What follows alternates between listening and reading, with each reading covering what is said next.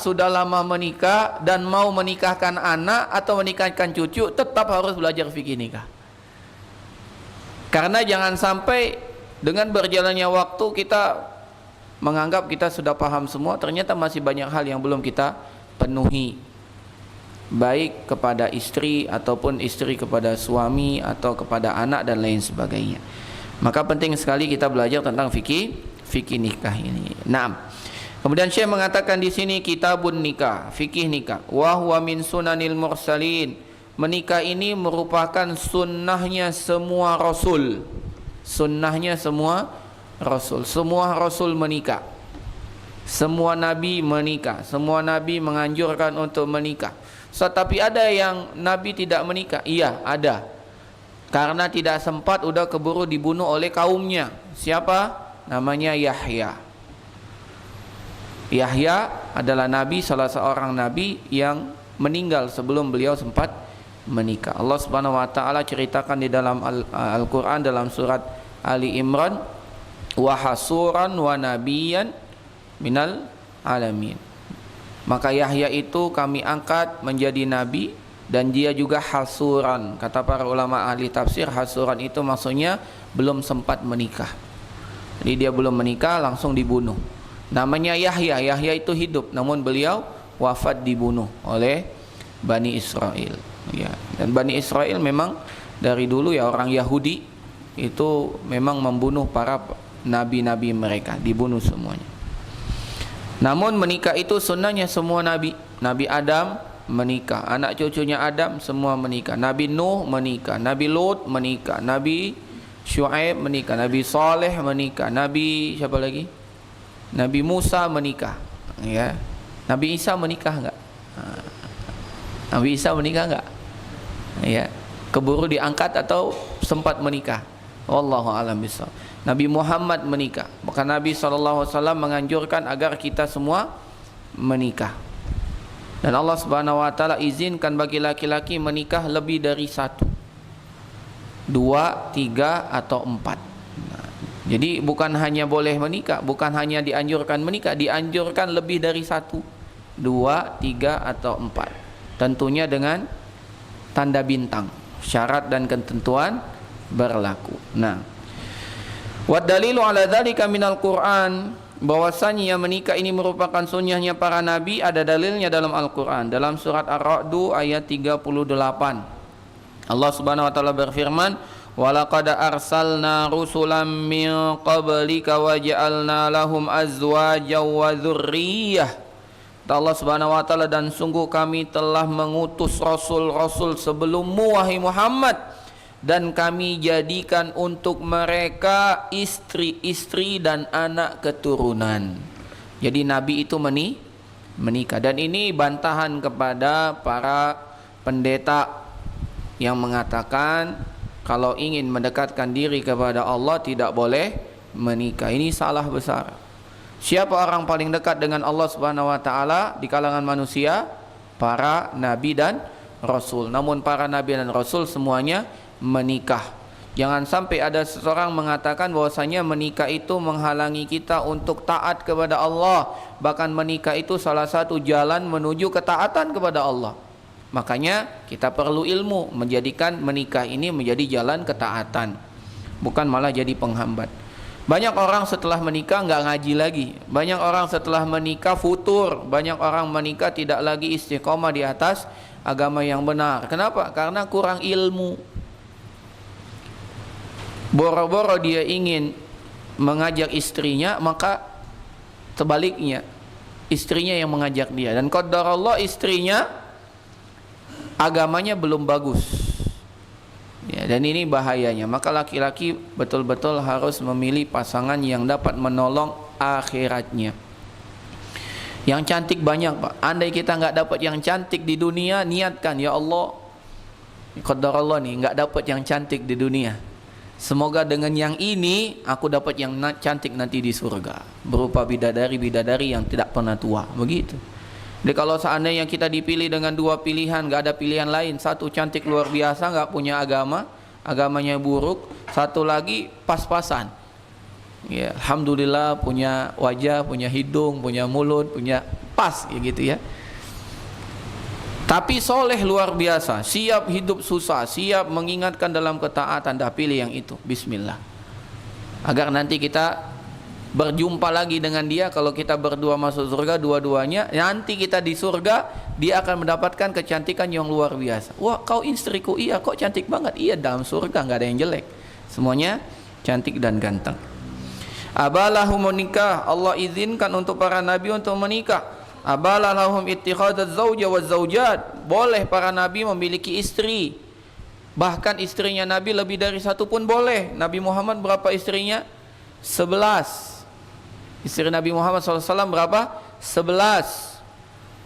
2 meninggal, tinggal 9. Ketika beliau SAW wafat, tersisa 9 istrinya.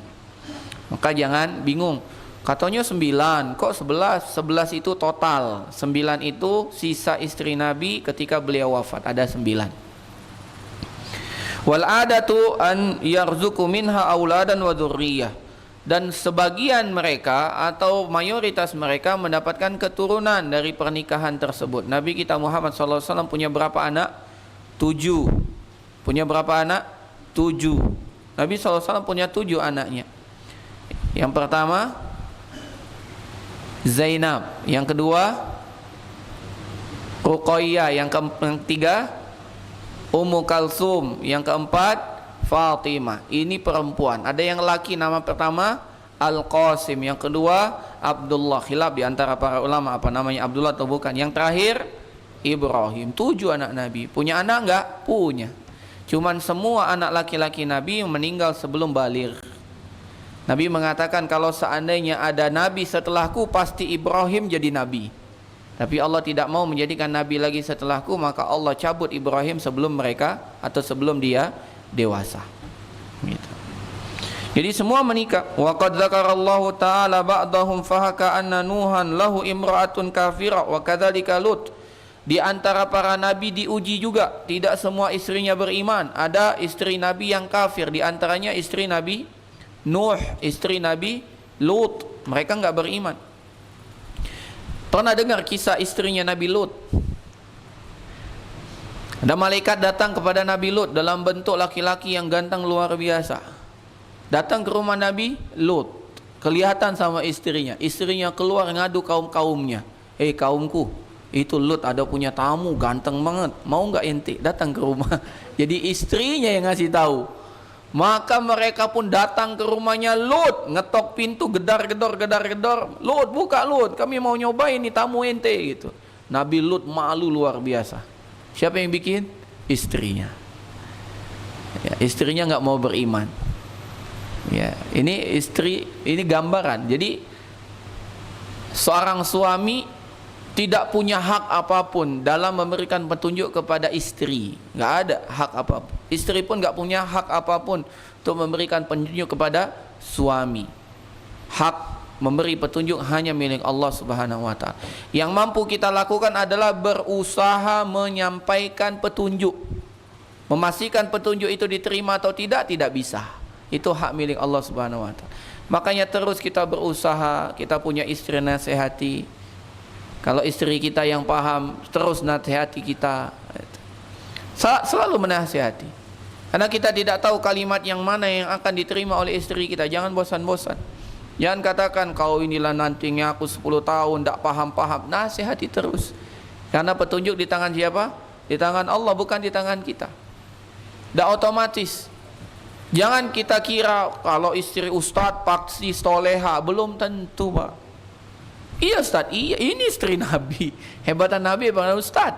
Hebatan Nabi aja nggak bisa ya memastikan, menetapkan petunjuk kepada istri. Karena petunjuk milik Allah Subhanahu wa ta'ala. Apakah Nabi Nuh, Nabi Lut gagal sebagai suami? Tidak. Karena gagal atau tidaknya sebagai suami adalah dalam upaya ikhtiar semaksimal mungkin, bukan terhadap hasil. Kalau hasilnya dia tidak menerima hidayah, kita katakan itu takdir Allah. Inilah usaha yang kita bisa lakukan. Naam. Wa akhbarallahu ta'ala fi hadhil ayat an umumil mursalin anna lahum zaujat. Bahwasanya nabi-nabi itu memiliki istri. Wa akhbara an Musa annahu tajawwaza lama dhahaba ila Madian. Nabi Musa menikah ketika beliau pergi ke negeri Madian. Ibnatu Syekhi Madian, menikah dengan anak seorang syekh tua dari Madian. Wala syakka anna hadza dalilun ala annahu min sunanil mursalin. Ini dalil tegas bahwasanya menikah itu adalah sunnahnya para nabi. Sunnah, bukan hanya Nabi Muhammad, nabi-nabi yang lain juga menikah. Wa dalilu minas sunnah, adapun dalil dari sunnah dalam hadis alladzi jaa fihi anna salasatun atau anna salasatan minas sahabah sa'alu an ibadatin nabi.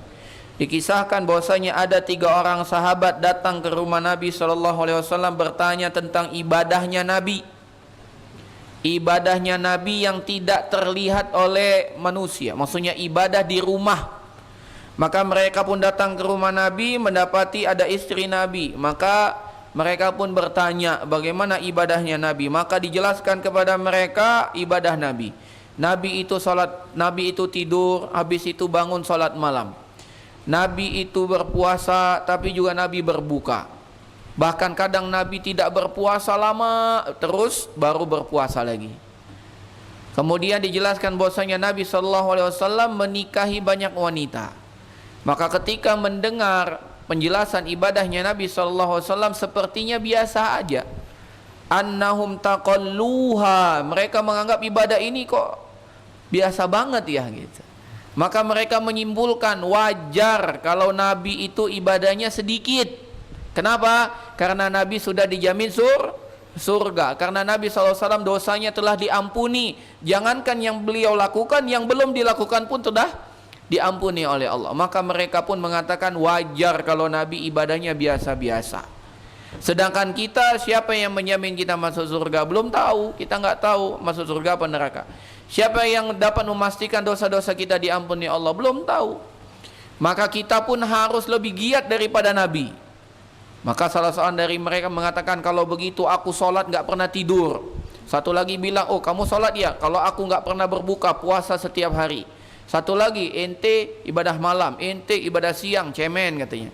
Aneh nih, aneh nggak menikah, biar aneh malam sholat malam, siangnya berpuasa, nggak perlu mikirin jatah istri. Wah. Maka didengar oleh istri Nabi. Ketika Nabi SAW pulang diceritakan, apakah Nabi bahagia? Masya Allah, umatku luar biasa. Enggak, Nabi marah. Nabi langsung ke masjid, naik mimbar dan mengatakan, fama balun nas yaqulu kadza wa kadza. Kenapa manusia ada yang mengatakan seperti ini dan seperti ini? Maksudnya enggak mau tidur, pengen sholat terus, enggak mau berbuka, pengen puasa terus, bahkan enggak mau menikah. Kenapa mereka ngomong begini? Apakah mereka menganggap aku ini takwanya lebih kecil daripada takwa mereka? Apakah mereka menganggap bahwasanya aku ini tidak lebih takut kepada Allah dari mereka? Kan konsekuensinya begitu. Kalau kita menganggap ibadahnya Nabi biasa-biasa, berarti Nabi takwanya kurang. Kalau kita menganggap Nabi ibadahnya biasa saja, berarti Nabi kurang takut kepada Allah. Maka Nabi tegaskan dengan jelas. Beliau mengatakan, ala wa inni atqakum lillahi wa akhsyakum.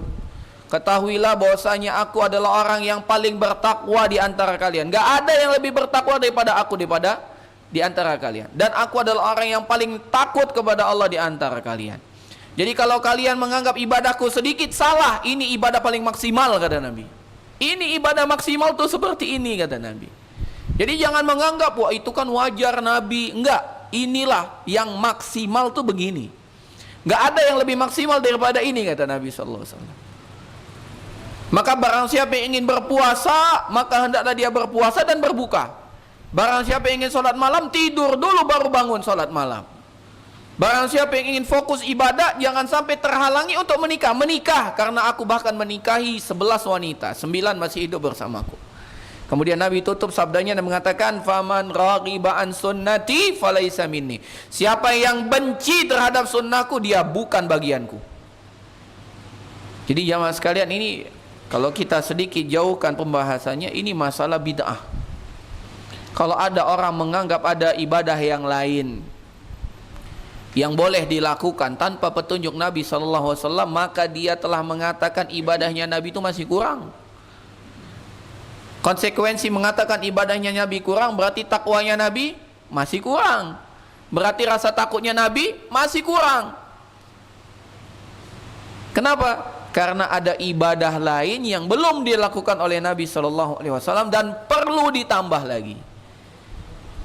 Ini permasalahan yang paling besar. Bukan gara-gara memangnya kita akan diazab oleh Allah gara-gara kita beribadah kepada Allah. Memangnya saya akan diazab oleh Allah ketika saya menghususkan bacaan ini, surat ini di malam ini, ibadah ini di waktu ini. Memang saya akan diazab oleh Allah gara-gara ini? Tidak. Kita tidak diazab dengan perbuatan kita itu, tapi kita diazab karena kita mengada-ngadakan ibadah yang tidak pernah dicontohkan oleh Rasulullah. Karena kita menganggap Rasul belum menyampaikan amanah, takwanya Rasul masih kurang, takutnya Nabi masih kurang, makanya kita perlu menambah sesuatu yang tidak pernah dilakukan oleh Rasulullah. Konsekuensinya itu yang sangat berat. Makanya Nabi SAW, hati-hati kalian dalam perkara baru dalam agama. Setiap perkara baru dalam agama itu kesesatan. Itu hati-hatinya di situ. Termasuk apa? Dari kebid'ahan adalah tidak menikah. Itu bid'ah. Meyakini tidak menikah dapat menambah ketakwaan, itu bid'ah. Tidak ada orang yang ajaran Islam mengatakan kalau ingin engkau bertakwa kepada Allah jangan menikah, enggak ada. Bahkan agama mengajarkan kalau ingin bertakwa kepada Allah segera menikah. Umar bin Khattab sampai mengatakan tidak ada yang menghalangi seseorang untuk menikah, tidak ada yang menghalangi orang untuk tidak menikah kecuali dua hal. Yang pertama sakit, lemah syahwat. Yang kedua dia ingin berbuat dosa dan maksiat. Cuman itu aja. Kalau sampai ada diri dan orang nggak mau nikah, kenapa nggak mau nikah? Mungkin yang pertama dia sakit. Yang kedua mungkin dia ingin dosa maksiat. Ngapain menikah? Kalau habis menikah nanti dia hamil. Habis hamil kita harus nafkahi anak istri. Mending kita jajan saja. Nauzubillah. Berarti dia ingin dosa. Itu kata Umar. Umar dapat menyimpulkan orang yang tidak ingin menikah dua. Karena dia sakit, wajar. Orang sakit takut menzolimi istrinya, jadi dia nggak butuh nikah. Yang kedua karena apa? Karena dia ingin dosa dan maksiat. Nauzubillah. Maka jamaah sekalian rahimani wa rahimakumullah, tidak ada dalam agama kita ini mendekatkan diri kepada Allah dengan tidak menikah, enggak ada. Itu perbuatan yang diada-adakan, yang dilakukan oleh umat sebelah. Umat sebelah ada melakukan pendekatan kepada Allah dengan tidak menikah. Nah, kemudian jamaah sekalian rahimani wa rahimakumullah,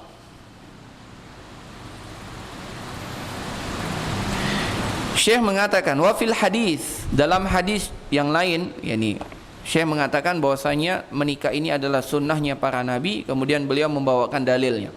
Wa fil hadis, dalam hadis, ya ma'syarasy syabab, wahai para pemuda, panggilan kepada para pemuda. Kenapa sih? Kenapa dipanggil para pemuda? Karena para pemuda ini syahwatnya paling bergejolak. Pemuda ini syahwatnya paling bergejolak. Jiwa muda, darah yang berapi-api, semangatnya luar biasa. Ini kalau tidak diarahkan dengan arah yang benar pasti menyimpang. Sebagaimana para ulama mengatakan inna syababa wal farara wal jida mafsadatun lil mar'i ayyu mafsadah. Tiga perkara yang apabila terkumpul dalam diri seseorang, apabila tidak dikelola bahkan menjadi petaka pada dirinya. Pertama, masa muda. Yang kedua, waktu luang. Yang ketiga, punya uang. Kalau tiga ini terkumpul pada diri seseorang dan dia tidak punya iman dan takwa, rusak. Lihatlah, anak muda punya banyak waktu luang, ada harta. Ngapain? Lihatlah yang terjadi. Kalau dia nggak takwa, rusak. Semua dia bisa lakukan. Dia tahan nggak tidur, Pak. Beda dengan kita, kalau tidak tidur pusing gitu. Kalau mereka memang dicari nggak tidur, ya begadang tiap hari, ya, karena dia tidur. Makanya Allah Subhanahu Wa Taala memanggil para pemuda agar dia mendapatkan naungan nanti di hari kiamat.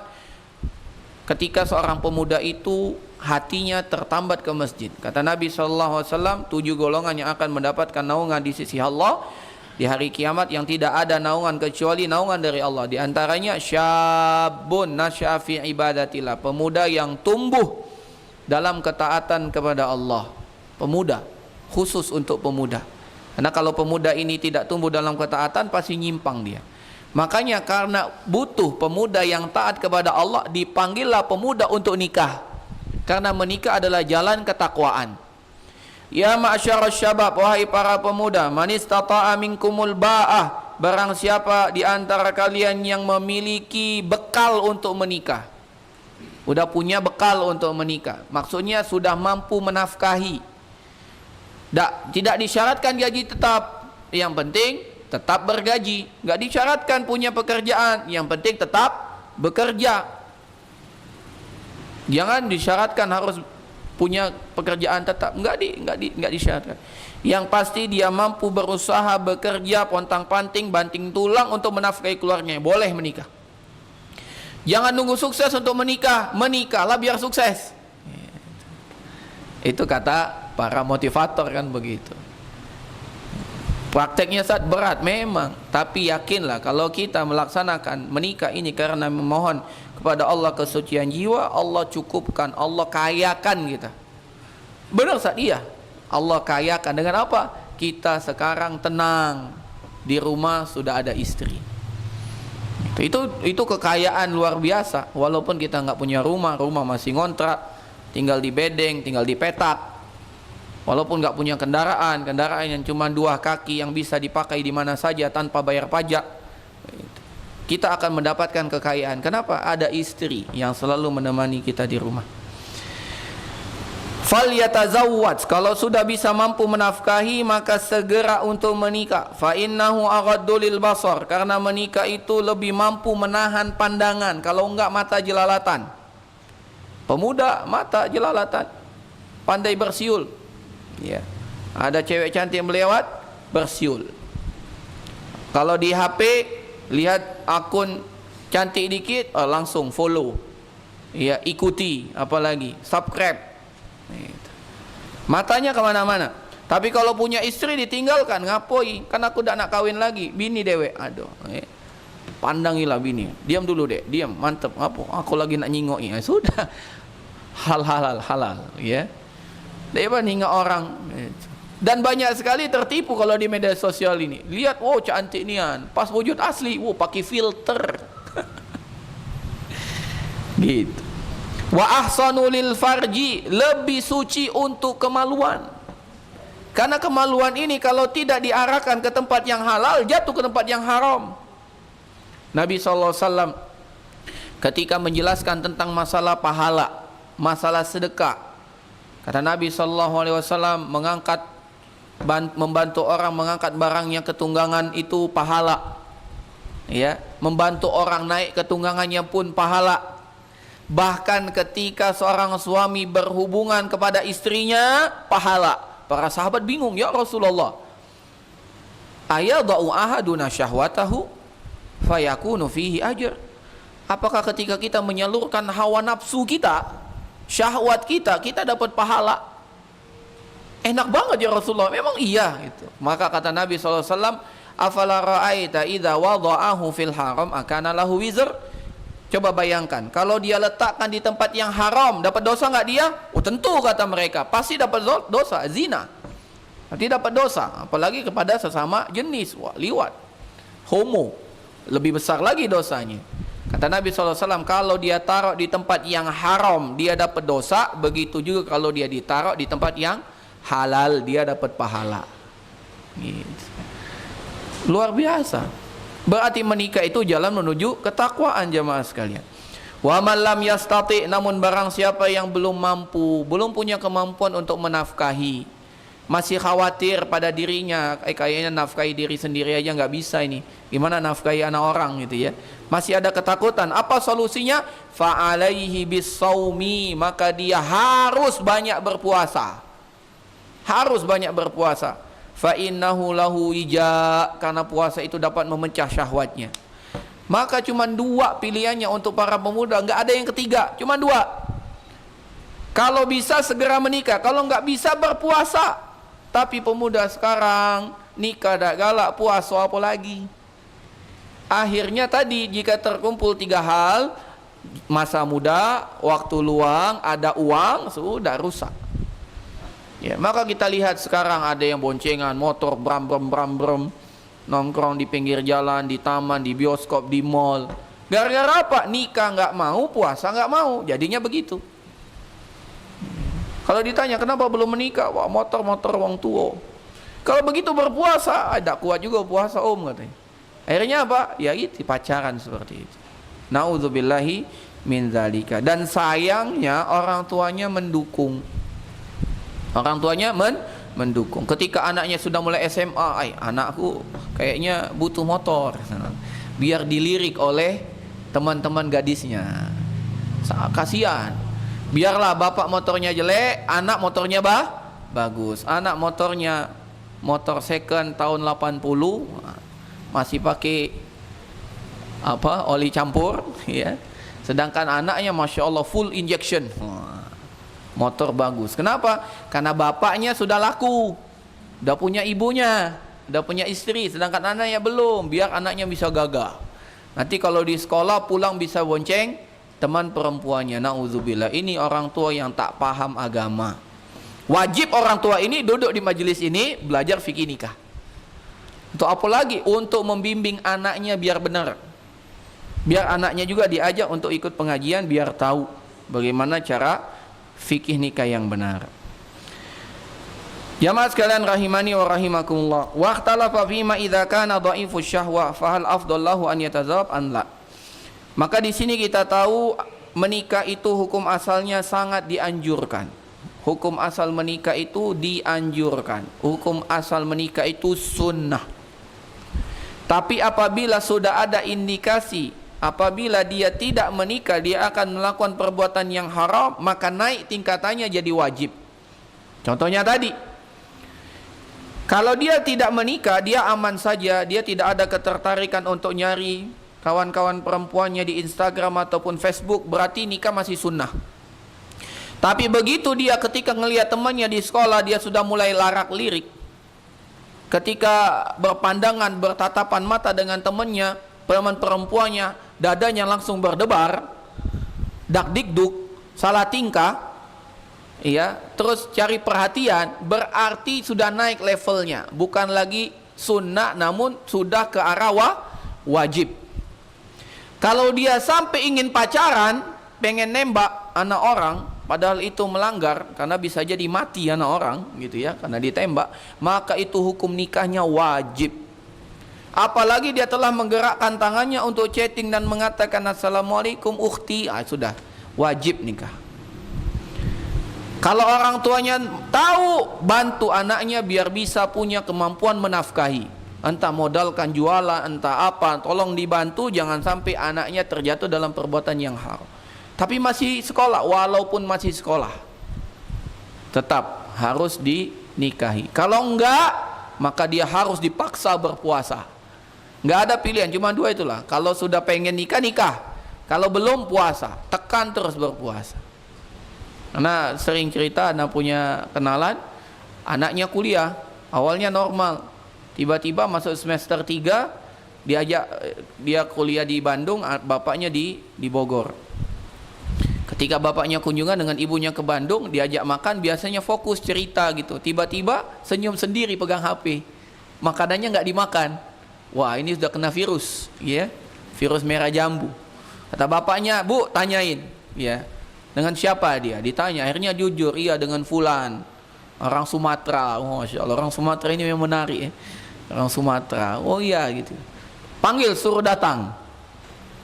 Bapak mau kenal dengan dia. Disuruh datang. Dikira ya kenalan biasa kan. Bapaknya langsung bilang, "Kamu pengen dengan anak saya?" "Iya Pak." "Suka dengan anak saya?" "Suka." "Apa niat kamu?" "Ya nanti kalau sudah tamat saya mau nikah." "Jangan nunggu tamat, sekarang kalau kamu mau." "Sekarang Pak?" "Iya." "Nikahi dia atau berhenti?" Gitu. Dia bilang dengan anak gadisnya, "Nikah dengan dia sekarang atau kau pulang balik ke Bogor, tidak usah kuliah. Kuliah tidak wajib. Yang begini haram. Kalau nggak sampai dinikahkan, dosa. Yang dosa bukan hanya kamu, bapak mendosa," katanya. Akhirnya anaknya nangis-nangis. "Umi atau ibu, bukan begitu. Maksudnya ya gimana lah. Manusia, iya memang manusiawi, makanya harus menikah." Telepon orang tua si laki-laki. Akhirnya telepon, "Gimana ini cari?" Ya sudah. Dia belum bisa nafkah. Nyari nafkah karena masih kuliah, anak saya juga, ya sudah kita sepakat aja, uang bulanan tetap dari kita, yang bapak laki-laki tetap ngasih uang bulanan, yang perempuan tetap ngasih uang bulanan. Tetap ngasih uang bulanan. Yang awalnya tinggal satu kosan, sekarang jadi satu rumah. Uangnya itu dikumpulkan, tinggal di satu bedeng, tinggal bersama. Yang awalnya makan sendiri-sendiri, sekarang uang dikumpulkan untuk mereka berdua. Insya Allah cukup kalau dihitung. Nikah, Pak. Orang wisuda bawa pacar, dia wisuda bawa anak. Masya Allah. Ini luar biasa. Harusnya begitu orang tua, setuju dan sepakat. Daripada anak ibu buat dosa dan maksiat, ini sama-sama merantau. Satu dari Bogor ke Bandung, satu dari Sumatera ke Bandung. Kalau dibiarkan, bahaya sekali. Maka gabungkan saja, kan gak ada yang berkurang. Kan uang bulanan kan tetap dikirim tiap, gak ada yang berkurang. Cuman bedanya sekarang menikah keberkahan. Gitu. Dan sekarang Masya Allah pasangan ini bisa lanjut sampai S3 di Saudi. Gitu. Ya tidak lain dan tidak bukan karena keberkahannya Allah Subhanahu wa taala berikan dari niat yang untuk menjaga kesucian diri tadi. Kan jangan khawatir, ya jangan khawatir. Kalau sudah ada indikasi yang macam-macam, kawinkan aja anak kita. Kalau nggak mau ya puasa, kalau nggak berhenti, tinggalkan tempat itu, pindahkan sekolahnya. Kenapa pindah sekolah? Karena dia nak kawin, nah, bahaya, pindah sekolah. Kalau di tempat yang baru juga seperti itulah, homeschooling, sekolah di rumah. Kalau enggak nikah begitu. Jadi jamaah sekalian rahimani wa rahimakumullah, jangan sampai kita menyepelekan hak ini ya, karena ini penting sekali untuk kita pahami. Kemudian para ulama berselisih pendapat, apakah orang yang syahwatnya biasa bisa dia tekan, tidak menggebu-gebu, apakah yang utama dia menikah atau tidak? Tetap dianjurkan untuk dia menikah, karena hukum asalnya menikah itu disunnahkan. Walaupun dia dapat menahan dirinya. Ada anak ketahui, ada seorang anak ya sampai tamat kuliah gitu, aman. Anak pun tanya, antum ada keterikatan dengan perempuan? Ada. Antum wujudkan? Enggak. Anak fokus saja Ustaz, sekolah belajar. Kenapa? Karena tahu orang tua saya sulit. Saya beruntung sekampung cuman saya yang kuliah. Saya nggak mau mikir yang macam-macam, pengen fokus kuliah aja. Akhirnya dia tamat sekolah, bapaknya yang jodohkan, nak kamu nikah ya dengan anak teman bapak. Nikah dia tanpa mengenal. Kamu pernah lihat si akhwat? Belum katanya. Kapan kamu mau lihat? Nggak perlu Ustaz katanya. Kenapa? Bapak saya tidak mungkin memilihkan yang buruk buat saya. Masya Allah. Dia bilang, andai anak jadi antum belum tentu anak terima, tapi antum luar biasa. Alasannya begitu. Orang tua saya tidak mungkin memilihkan yang jelek buat saya.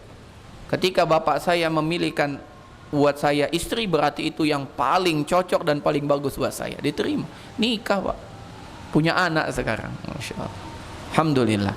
Tapi kita dengar azan terlebih dahulu. Wassalamualaikum warahmatullahi wabarakatuh.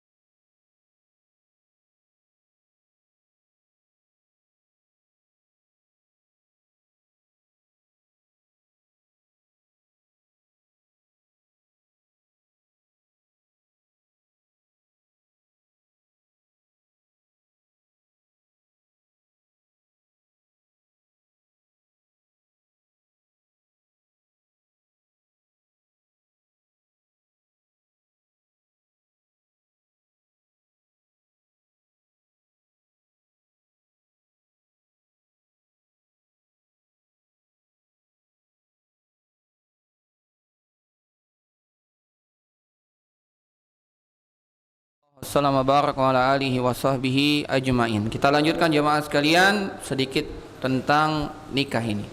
Kemudian Nabi SAW menjelaskan kriteria memilih calon istri. Nabi bersabda, wa qala sallallahu alaihi wasallam, Nabi SAW bersabda, tungkahul mar'atu li arba'in. Wanita itu dinikahi dengan 4 alasan.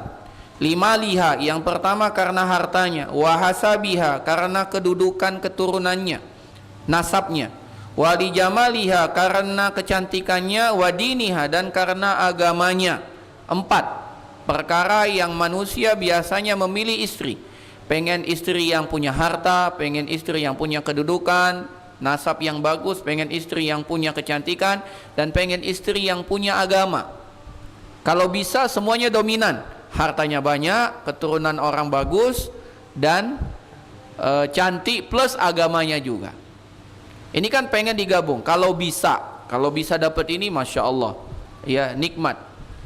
Tapi kalau nggak bisa gimana? Kata Nabi SAW, kalau nggak bisa dapat 4-4-nya, fazfar bidzatid din, maka hendaklah engkau memilih agama. Itu yang nomor 1.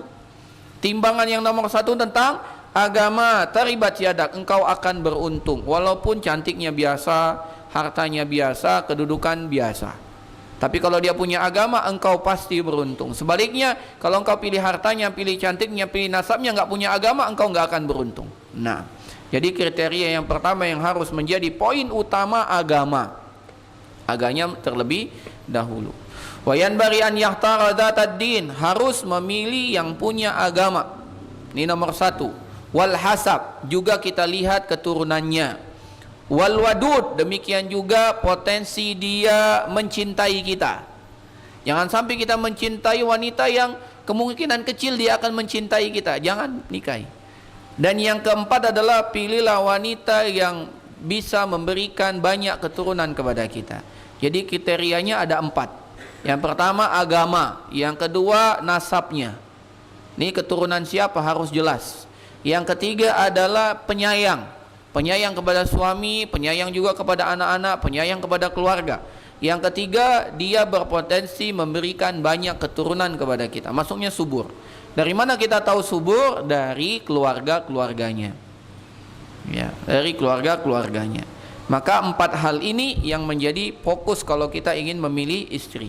Pilih agama, pilih keturunannya, pilih kasih sayangnya, dan pilih potensi dia memberikan anak kepada kita. Ya, jangan seperti orang di agama seberang. Ya, dicoba dulu bisa punya anak enggak, kalau bisa baru dinikahi. Ini haram, ini zina. Ya, kalau kita cukup melihat keluarganya, potensinya. Ya, kalau di bidang kesehatan kita lihat ini keluarganya normal semua, enggak ada gangguan enggak, terus jadwal haidnya normal atau tidak, ya pasti kita enggak akan bisa nanya itu. Siapa yang kita minta? Entah adik perempuan kita, kakak perempuan kita, mungkin ibu kita. Kalau kita ya nggak mungkin hanya itu. Maka perlu kita melibatkan saudara-saudara kita untuk mengetahuinya. Ya. Wa idza waqa'a fi qalbihi khidbatam ra'atin. Kalau dalam hatinya sudah tergerak, dia survei, dia lihat ini anak fulan, masya Allah, anak bapak itu ya, yang suka kajian di Anwar ya, masya Allah. Terus dia mana? Kayaknya soleh. Dari mana? Karena dia itu satu kelas dengan adik anak. Wah, gitu. Orangnya masya Allah bagus, taat beragama, rajin ngaji, sudah setoran tasmi juz sekian misalnya gitu. Masya Allah. Terus apa lagi? Penyayang. Gimana dengan teman-temannya? Selalu baik, penyayang, suka memberi, dermawan. Terus punya anak. Oh, dia saudaranya 10 saudara. Wah, masya Allah. Bagus. Berarti kan terbetik dalam hati. Wah, anak pilih yang itu aja deh gitu. Kalau sudah ada terbetik dalam hatinya, falahu an yanzura, boleh dia nazar. Boleh dia nazar. Terbetik dulu dalam hati ingin menikahinya. Jangan nazar dulu untuk mendapatkan niat. Jadi niat dulu. Ente mau nikah enggak? Iya. Dengan siapa? Dengan itu. Lihat dulu. Ini masuk kriteria. Baru lihat. Jangan semua wanita kita lihat. Nazar dulu. Jadi Abu Nazar. Dikit-dikit nazar, dikit-dikit nazar. Enggak. Nazar itu untuk melihat, karena kita yakin dengan dia. Ya sudah, kalau begitu kita melihat dia. Jadi sebelum nazar istikharah, setelah nazar istikharah lagi, minta kepada Allah Subhanahu wa taala. Maka dia boleh melihat wanita tersebut agar dia yakin untuk menikahinya. Dalam sebuah hadis Nabi SAW mengatakan kepada sahabat orang-orang muhajir ketika mereka ingin menikahi wanita Ansor, kata Nabi SAW, lihat dulu, karena sesungguhnya wanita Ansor memiliki sesuatu di matanya. Ini ada dua kemungkinan. Maksudnya di matanya orang Ansor, wanita Ansor itu berbeda dengan matanya orang muhajirin. Bisa jadi engkau suka, bisa jadi engkau tidak suka. Makanya harus lihat dulu. Jangan terima-terima aja, harus lihat. Karena itu akan menjadikan kita lebih langgeng dalam pernikahan. Wala yahillu lirajulin an yakhtiba ala khidbati akhihil muslim. Tidak boleh bagi seseorang menikung khidbah seseorang. Misalnya ana nih, ana nanti marah istri ana. Misalnya ada si jomblo satu misalnya sedang mengkhidbah siapa? Seorang wanita. Dia datang ke tempat bapaknya mengatakan, ana mau menikahi, ana mau nazar. Tiba-tiba kita lihat, wah dia itu, ana juga lah menikung. Nggak boleh. Selesaikan dulu, udah selesainya nazarnya, lanjut atau tidak. Kalau tidak lanjut baru kita. Jangan kita nikung dia. Wah kita selagi janur kuning belum apa? Belum melengkung, masih kita bersaing. Nggak bisa. Dalam Islam nggak bisa begitu. Kalau dia sudah duluan datang ke orang tuanya, selesaikan dulu. Kalau kata orang tuanya lanjut, lanjut. Kalau kata orang tuanya berhenti, baru kita masuk. Gitu. Jadi jangan sampai kita seperti ucapan selagi janur belum melengkung, tetap kita berlomba. Nggak bisa. Dalam agama Islam tidak boleh. Hatta ya'zana aw yatruka. Atau dia mengatakan, oh ente juga mau, ya sudah, anda nggak jadi, ente aja yang maju. Masya Allah. Teman dekat, ya Ahmad sama Muhammad, teman dekat dari SD sampai kuliah, teman dekat. Ahmad duluan, Muhammad pengen, Muhammad ente juga pengen dengan dia, ya sudah anak ngalah, antum aja yang maju, anak nggak jadi. Masya Allah, itu boleh. Atau Ahmad bilang, anak sudah qadar Allah nggak cocok dengan anak, sudah kalau antum mau maju, maju. Kenapa nggak cocok? Jangan ceritakan, karena beda-beda. Biarlah dia lihat sendiri, jangan ceritakan, udah usah dia tuh gini-gini, nggak usah. Diam saja. Apa yang telah kita lihat cukup untuk kita aja, jangan diumbar pada orang lain.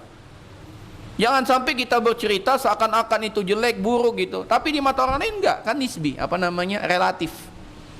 Kita yang enggak suka, tapi orang lain mungkin itulah kesukaannya gitu. Contoh, ada orang sukanya wanita yang matanya besar. Ada orang enggak suka. Ada orang sukanya makanan sipit. Ada orang enggak suka. Ada orang pengen melihat istrinya hidungnya mancung. Ada yang enggak mau yang mancung gitu. Kan beda-beda. Ada orang pengen yang gemuk, ada pengen yang kurus, beda-beda. Giliran kita pengen yang kurus, wah nggak cantik itu, nggak bagus itu, gitu. Janganlah antum lihat dia. Jangan, sudah untuk kita aja. Giliran dia lihat, kenapa ya nggak mau? Ini masya Allah bidadari turun dari surga, gitu. Ya, kurus, tinggi, ya, hidung mancung. Ini wanita atau satang ini? Begitu. Naam, jamaah sekalian rahimani wa rahimakumullah. Wala yajudu tasrihu bi khidmati al-mu'tada mutlaqah, dan tidak boleh kita terang-terangan untuk mengkhidbah wanita yang sedang dalam masa iddahnya. Iddah yang mana ini? Iddah ketika suaminya meninggal dunia. Enggak boleh kita, ana ingin menikahimu, enggak boleh.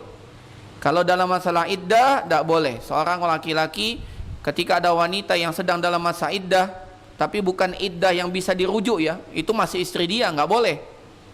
Istri orang itu nggak boleh kita ngomong apa-apa, nggak bisa. Misalnya suaminya sudah meninggal atau dia talaknya sudah talak terakhir, talak 3 misalnya.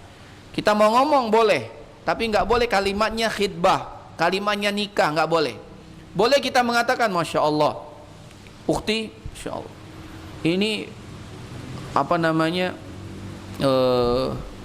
maukah nanti ya, alangkah bahagianya kalau aku bisa menjadi ayah dari anak-anak ukhti. Nah itu boleh itu, karena tidak ada lafaz nikahnya, tidak ada khidbahnya, boleh. Anakmu adalah anakku, wah gitu. Aku akan mengurus anakmu sebagaimana aku mengurus anakku sendiri. Nah, itu boleh kalimat begitu. Tidak ada wanita yang terbaik yang pernah aku lihat melainkan dirimu. Nah, itu boleh itu, kalimat-kalimat seperti itu. Tapi bukan kalimat yang jelas. Nanti setelah kau selesai iddah kita nikah ya, itu nggak boleh. Nggak boleh. Kenapa? Menjaga kehormatan suaminya, belum selesai masa iddahnya, habiskan dulu masa iddahnya. Wa yajuzu ta'ridu fi khidbatil ba'ini bimautin wa aw ghairihi. Maka boleh kita memberikan muqaddimah, kalimat-kalimat penawaran ketika wanita itu masih dalam kondisi iddah. Boleh. Allah Subhanahu wa taala berfirman dalam surah Al-Baqarah 235, wala junaha alaikum fima aradtum bihi min khidbatin nikah. Tidak berdosa kalau engkau menggunakan kalimat-kalimat muqaddimah, kalimat-kalimat tawaran untuk mengkhidbah wanita. Tapi bukan kalimat nikah, bukan kalimat kawin, bukan kalimat khidbah, enggak bisa. Tapi kalimat-kalimat yang seperti tadi. Seperti ini fi mislika la gharibun, Masya Allah, wanita yang seperti anti ini yang anak cari. Wah, itu boleh. Atau tufawwitini nafsuki, ya, anak akan selalu menunggu engkau. Wah, gitu kan. Orang engkaulah yang selama ini aku nanti, engkaulah yang selama ini aku tunggu, itu boleh. Ya. Sudah lama aku menunggu ini, boleh kalimat-kalimat seperti itu. Tapi kalau anak nikah ya dengan anti nanti tidak boleh. Nanti anak kawin ya dengan anti nggak boleh. Anak khidbah tidak boleh. Di kalimat-kalimat yang tidak boleh jelas seperti itu. Wayan bari an yaktuba fi aqdin nikahi bi khutbati Ibni Mas'ud. Dan ketika kita melaksanakan akad nikah, hendaklah kita menggunakan khutbah yang disampaikan oleh Ibnu Mas'ud. Apa kata Ibnu Mas'ud? Allamana Rasulullah sallallahu alaihi wasallam at-tasyahhud fil hajah. Kata Ibnu Mas'ud, kami diajarkan oleh Rasulullah untuk bersyahadat dalam hajat kami, yaitu khutbatul hajah. Bagaimana ucapannya? Innal hamdalillah nahmaduhu wa nasta'inuhu wa nastaghfiruhu wa na'udzu billahi min syururi anfusina wa sayyiati a'malina. Man yahdillahu fala mudhillalah wa man yudlil fala hadiyalah. Asyhadu an la ilaha illallah wahdahu la syarikalah wa asyhadu anna Muhammadan abduhu wa rasuluh. Kemudian membaca 3 ayat. Ya ayyuhalladzina amanu taqullaha haqqa tuqatih wa la tamutunna illa wa antum muslimun. Ya ayyuhan nasu taqu rabbakumul ladzi khalaqakum min nafsin wahidah wa khalaqa minha zawjaha wa batsa minhuma rijalan katsiran wa nisaa. Kemudian yang ketiga, ya ayyuhalladzina amanu taqullaha wa qulu qaulan sadida, sampai habis. 3 ayat ini. Ini yang dibaca, ini yang harus diucapkan ketika akad nikah. Jadi sebelum mengucapkan akad nikah, ngomong ini dulu. Walinya mengatakan innal hamdalillahi nahmaduhu sampai baca ayat itu. Baru dia ngomong, aku nikahkan, aku kawinkan. Itu namanya khutbah nikah. Bukan khutbah nikah yang artinya ceramah, bukan. Jadi kalau mau khutbah nikah, ini khutbah nikah yang disampaikan oleh Abdullah ibnu Mas'ud. Kalau ustadz pengen ceramah, ya hikmah pernikahan biasanya setelah menikah. Kalau ada ustadz pengen dikatakan ustadz khutbah nikah, ya khutbah nikahnya ini. Tinggal baca ini, artikan, terjemahkan, biar mempelainya paham. Ini yang dibaca oleh Nabi SAW. Innal hamdalillah. Kalau hikmah pernikahan ya nanti dalam resepsi ada ustadz mau ceramah, silahkan. Tapi khutbah ini khutbah nikah. Kalau bapak-bapak yang ingin menikahkan anaknya, hafalkan ini khutbatul hajah. Wala yajibu illa bi ijabin, dan nikah itu tidak akan sah kecuali ada lafaz ijab dan qabul. Ijab itu apa? Wa huwa lafzus sadir minal wali, kalimat yang keluar dari walinya. Aku nikahkan, aku kawinkan. Kalimatnya nikah ataukah kawin. Kaqauli zawwajtuka, aku nikahkan kau, aku kawin ke engkau. Angkahtuka, aku nikahkan engkau. Dia harus ada kalimat nikah atau kawin. Harus ada kalimat itu. Bahasa Indonesia, bahasa Arab harus ada kata zawwajtuka au angkahtuka. Nikah atau kawin. Harus lengkap enggak Ustaz? Binnya, maharnya enggak. Cukup kita mengatakan aku nikahkan engkau dengan anakku, cukup. Cukup, enggak perlu aku nikahkan engkau buah hatiku yang tersayang dengan buah hatiku yang tersayang, anak pertamaku Fulanah bin Fulan, dengan mas kawin, sebut semua. Kalau mas kawinnya ada 5 macam baca galau gitu. Bila perlu ditambah lagi di depan rumahku, di atas pelaminan ini, susah. Itu enggak harus. Pokoknya dengan kalimat aku nikahkan, aku kawinkan, sah. ijabnya. Tinggal yang nomor 2, qabul. Qabul itu apa? Yaitu lafaz yang keluar, yang datang dari mempelai lelakinya atau orang yang mewakilinya. Ada yang bisa mewakili, bisa tuh, dari mempelai laki-lakinya dengan kalimat apa? Qabiltu hadza, aku terima ini, aku terima pernikahan ini. Atau qabiltu, cukup dan qabiltu. Ini menikah itu mudah banget. Tinggal seorang wali mengatakan angkah tuka, terus dia mengatakan qabiltu, aku nikahkan engkau, terus dia mengatakan aku terima, sah. Tidak disebut anaknya, ya sudah pasti tahu ini anaknya kalau anaknya 1. Tapi kalau anaknya banyak, ya harus disebutkan, aku nikahkan engkau dengan anakku yang ini, tunjuk, boleh sebut namanya, anakku ini misalnya Maryam, angkah tuka bi Maryam misalnya, boleh. Mas kawinnya nggak usah disebut, nggak apa-apa, semudah itu. Adapun yang panjang-panjang sekarang ya nggak jadi masalah juga, tapi jangan sampai kita mengatakan harus seperti itu, nggak harus. Nah, dengan inilah pernikahan itu sah. Kata Nabi SAW, la nikah illa biwaliin wa syahidai adlin. Nikah itu harus ada walinya dan 2 orang saksi yang adil. Kalau tercapai itu sah pernikahannya. Ada mempelai laki, ada mempelai perempuan, ada walinya, ada 2 saksi, ada maharnya. Maharnya nggak harus ada saat itu, boleh nyusul.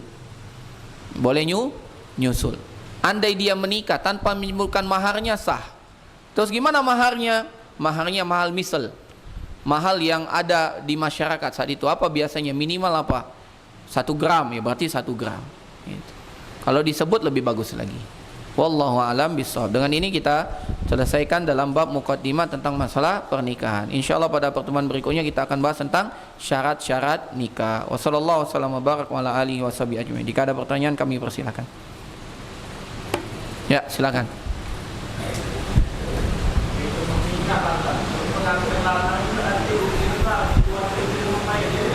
Boleh. Boleh. Boleh. Tadi disebutkan boleh. Lafaz yang keluar dari mempelai laki-laki atau yang mewakilinya. Namanya wakil, menggantikan posisi itu, bukan dia. Jangan haji mumpung. Iya. Aku sebagai wali, aku terima nikah fulan dengan yang diwakilkan itu, bukan dengan aku, bukan dengan yang diwakilkan. Boleh. Wallahu a'lam bishawab. Ada lagi? Enggak sampai wajib. Yan bari, maksudnya sangat dianjurkan. Enggak sampai wajib. Dianjurkan, sangat dianjurkan.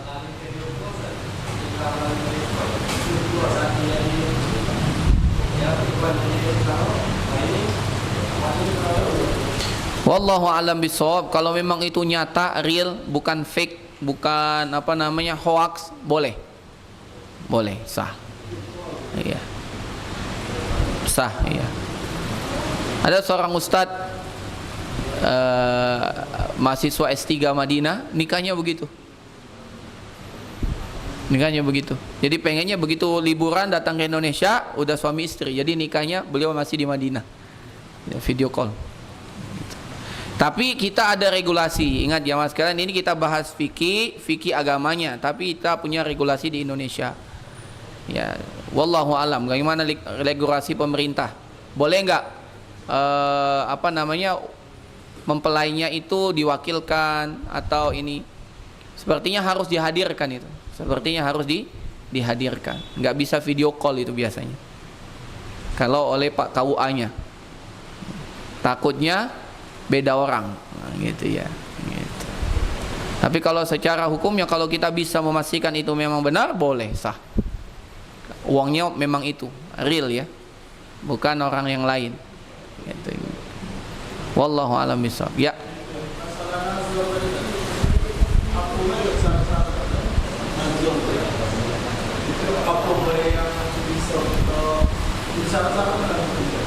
Nah, untuk nazar kita melihat apa yang biasa terlihat, ya, muka dan telapak tangan. Itu aja yang kita bisa lihat. Itu sebagian ulama mengatakan boleh dia melihat aurat wanita di hadapan sama wanita. Tapi untuk kehati-hatian cukup melihat muka dan telapak tangannya. Ya, cukup melihat itu. Wallahu a'lam bishawab. Karena biasanya inti dari kecantikan seseorang itu ada pada wajahnya. Apanya? Langsung si laki-laki itu betul-betul lihat, betul-betul lihat fisik wanita tersebut. Kan selama ini dia nggak boleh lihat. Sekarang dia lihat, betul-betul lihat. Pasatinian, jangan malu-malu. Ini pas nazar nggak terjingok. Iya. Pas sudah selesai nazar, nyingok-nyingok. Bukan begitu. Pas duduk itulah, pas berdiri itulah, boleh tak tegak dikit? Tegak sudah. Ngapa nak banding ke tinggi siapa? Sama-sama berdiri nggak apa-apa. Berdiri. Pasatinian. Ya, dari samping. Afwan nih aku muter dulu. Oh, ya, cocok. Nah, sudah. Gitu. Tapi biasanya kalau lah terjingok di wajah selesai, Pak. Itu menentukan. Kalau dia sekali jingok lah serak, sudah lanjut. Gitu. Tapi kalau sekali jingok dia serak, tak jingok yang lain juga tidak serak. Gitu. Kalau sekali jingok, insyaallah lanjut. Gitu.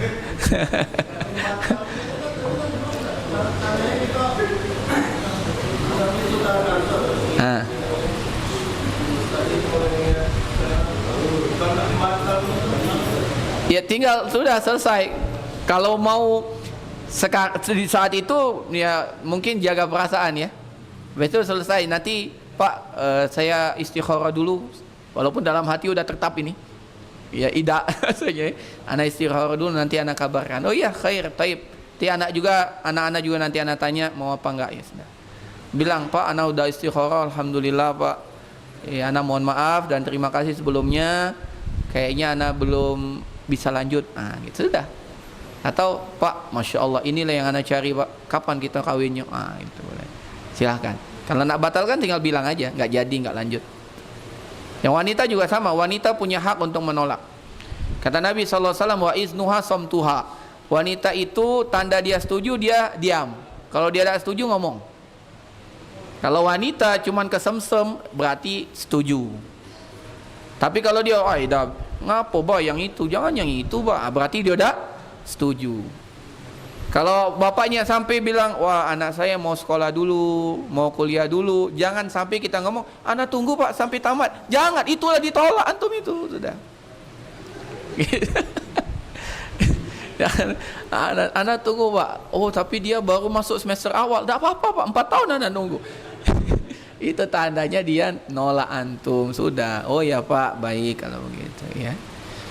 Wallahu a'lam bishawab. Ada lagi? Nah yang itu dulu Kak.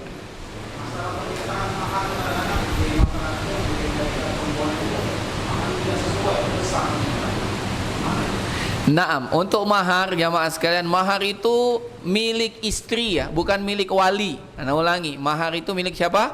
Milik istri, bukan milik wali. Di kita nentu ke mahar siapa? Walinya gitu.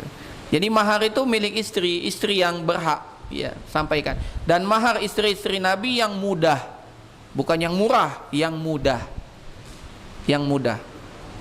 Jadi istri-istri Nabi itu maharnya mudah semua. Yang paling berkah pernikahannya, yang paling mudah maharnya. Ya tergantung dengan kondisi kita. Adapun permintaan uang dari orang tua itu ya kembali ke adat dan tidak jadi masalah. Yang penting jangan sampai memberatkan untuk walimah. Jangan sampai memberatkan. Sampai ada di masyarakat harus ditetapkan minimal 50 juta, ya tidak kawin-kawin Pak. Itu tolonglah untuk para wali jangan minta yang berat-berat. Dimudahkan saja. Tidak harus kok kita pestanya di gedung, tidak harus. Tidak harus juga kita pestanya harus daging kambing, tidak harus. Itu telur atau bakal telur apa ayam atau bakal ayam pun boleh, telur boleh, tidak jadi masalah, tidak jadi masalah. Nabi SAW nikah dengan Sofia bintu Huyai, walimahnya cuma dengan roti ya, jadi nggak jadi masalah. Jadi jangan sampai memberatkan menikah ya. Sebagian orang, oh ini anak aku sikot-sikotnya harus mewah, harus pesta, harus besar-besaran, itu hawa nafsu, tidak boleh, tidak boleh. Mubazir. Anda dapati ada orang tua yang bijak, nak bapak ada uang, misalnya 100 juta. Bapak tidak ingin nikahnya besar-besar. Sederhana aja. Sisanya buat kalian, bekal kalian berumah tangga. Siapa tahu mau buka usaha. Ini orang tua yang Masya Allah. Gitu. Daripada dia buka besar-besaran, habis itu anaknya tidak tahu mau usaha apa, minta modal habis, nak galau-galau lah terjual untuk resepsi. Itu ada. Anak tetangga anak pernah ada di Palembang itu, anak pertamanya menikah, Masya Allah heboh besar, 3 hari 3 malam, habis itu rumah terjual. Ternyata dia minjem uang, tidak bisa terbayar, akhirnya rumah terjual.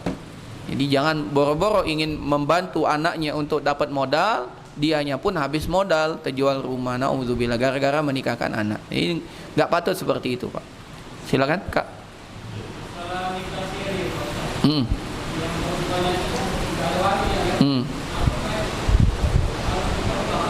Iya, tidak sah, nikahnya nggak sah. Nikahnya nggak sah. Nikah yang dia lakukan itu tidak sah. Harus ada wali. Kalau dia tidak punya wali, datang ke KUA, nanti KUA yang menetapkan isbat walinya, yang dikenal dengan wali adol itu.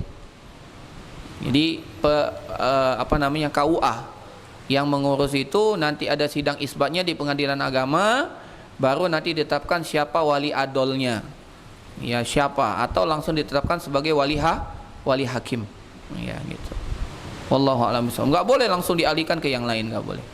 Itu masalah khilaf, maka langsung balikkan kemana? Ke pemerintah. Pemerintah yang akan memutuskan khilaf yang terjadi. Jangan kita. Maka salah satu keburukan nikah siri itu. Keburukan nikah siri itu. Ketika wanita yang nggak punya wali, siapa dia akan jadi wali? Ustadz. Ustadz nggak bisa. Kecuali ustadz itu bapaknya, pamannya, kakaknya, adik perempuannya, adik laki-lakinya baru bisa menikahkan saudaranya. Kalau bukan nggak bisa nikah. Wallahu a'lam bishawab. Ada lagi? Waris? Kalau yang dapat waris adalah nikah yang sah. Kalau nikahnya nggak sah, nggak dapat waris, Pak. Harus nikahnya nikah sah. Berdasarkan agama ya. Nikah sah berdasarkan agama. Jadi harus ada walinya, harus disaksikan dengan dua orang saksi. Gitu. Kalau perkara waris itu sengketa sampai ke pengadilan, kalau dia nggak bisa menghadirkan buku nikah, tetap nggak dapat juga. Karena salah satu bukti nikah yang sah harus ada buku nikahnya. Wallahu a'lam bishawab. Ada lagi? Cukup? Alhamdulillah. Kita cukupkan sampai di sini. Sallallahu alaihi wasallam wa baraka ala alihi washabihi ajmain. Assalamualaikum warahmatullahi wabarakatuh.